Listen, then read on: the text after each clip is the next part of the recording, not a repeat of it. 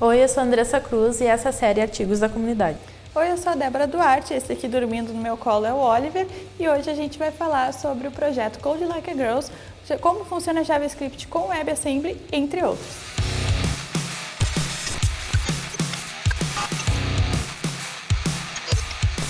E o projeto Code Like a Girl vem fazendo um grande sucesso. Na última quinta-feira nós fomos recebidos pela King Roche aqui em Porto Alegre. Foi uma noite memorável para que a gente pudesse compartilhar e entender a importância da produção e contribuição técnica feminina nas comunidades. Com o apoio da Tag Livros, Grupo RBS e OSF, o evento foi sensacional, a gente teve muita coisa boa acontecendo e a gente tem certeza que esse é só o primeiro de muitos. E lembrando para vocês, o evento de São Paulo, Code Like a Girl São Paulo, vai ocorrer no dia 29 de março. Ele não tem mais vagas, a gente esgotou essas vagas de São Paulo em 12 horas.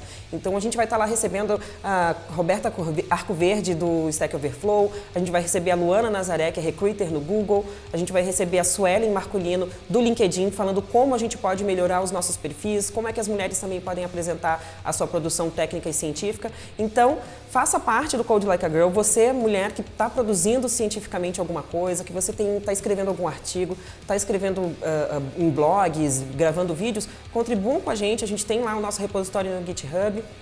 E você, se é uma empresa que busca fazer processos seletivos inclusivos, diversos, faça parte também desse projeto Code Like a Girl, apoie, a gente está buscando parceiros ainda para esse projeto, então não tenha dúvida que está aberto para fazer bastante coisa em outros lugares do Brasil, quem sabe.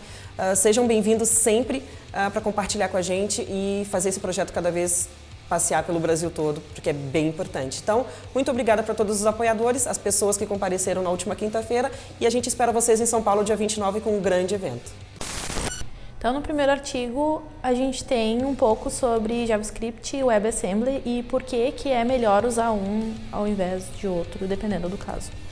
Essa é uma série de posts, né? Esse é o 6º artigo, na verdade é uma tradução de um artigo, uma série de artigos em inglês, e ali ele fala como pode ser um pouco mais performático, em alguns casos, utilizar o WebAssembly em cima do JavaScript. Então é bem interessante olhar ali, tem as comparações de performance e tal, e esse é um aplicativo que ele explica, inclusive, que teria que ser um aplicativo robusto, porém muito leve, muito simples, então por isso a decisão de utilizar o WebAssembly.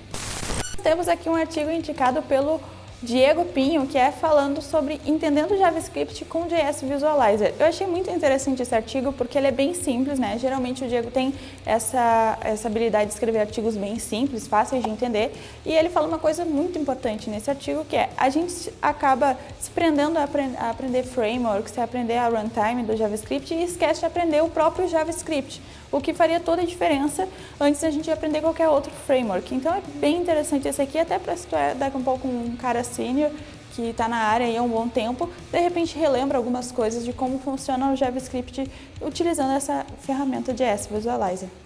O interessante dessa ferramenta é que ficam duas telas lado a lado, uma com código JavaScript e a outra como funciona por baixo dos panos. Isso é bem legal e é bem parecido com o console dos navegadores. Eu achei bem interessante.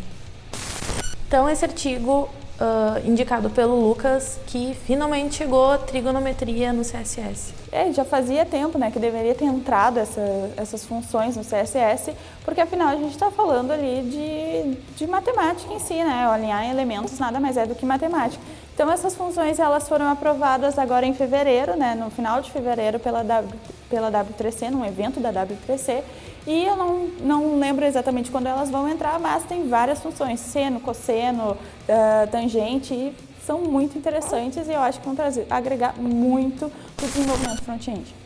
E se tu está gostando desse vídeo, não esquece de deixar um like, se inscrever no canal e ativar o sininho das notificações. E temos várias novidades na loja, nos segue nas redes sociais, Facebook, Instagram e Twitter.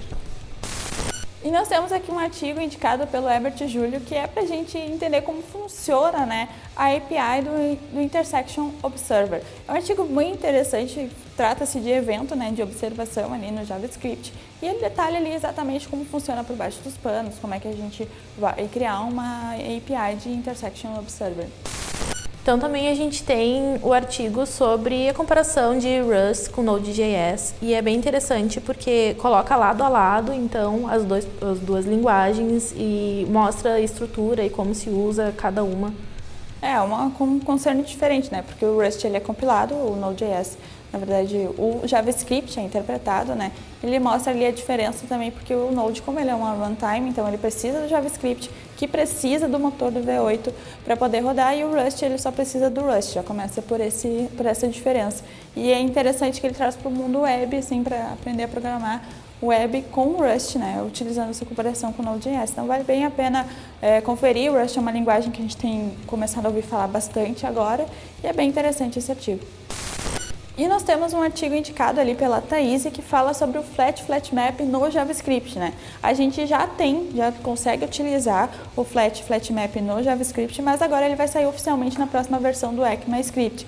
É interessante esse artigo que ele mostra que ele tem algumas diferenças de utilização do flat e do flat-map em relação a outras linguagens que já implementam essas duas funções. Então vale super a pena ler esse artigo, ele mostra ali exatamente qual a função do flat e do flat-map, por que utilizar um, por que utilizar o outro, como que ele funciona e as diferenças entre linguagens. Então daqui a um pouco uma pessoa que veio do Python ou de alguma outra linguagem que implementa flat e flat-map pode ter alguma dificuldade, esse artigo já mostra ali as diferenças dele. E chegou o momento mais humorístico do Artigos da Comunidade, que é a tirinha da semana, que é da Commit Strip. Poxa, eu esqueci algo no meu commit. E na real eu já puxei, eita. Calma, jovem padawan, concentre-se e use a força. Ah, boa ideia. Ah, não faça isso. Ah, muito tarde, que no caso é o Git Push Force. Muito boa, muito boa. Muito boa essa tirinha. Estamos chegando então ao final dessa edição. Muito obrigado aos 15 colaboradores. Até a próxima.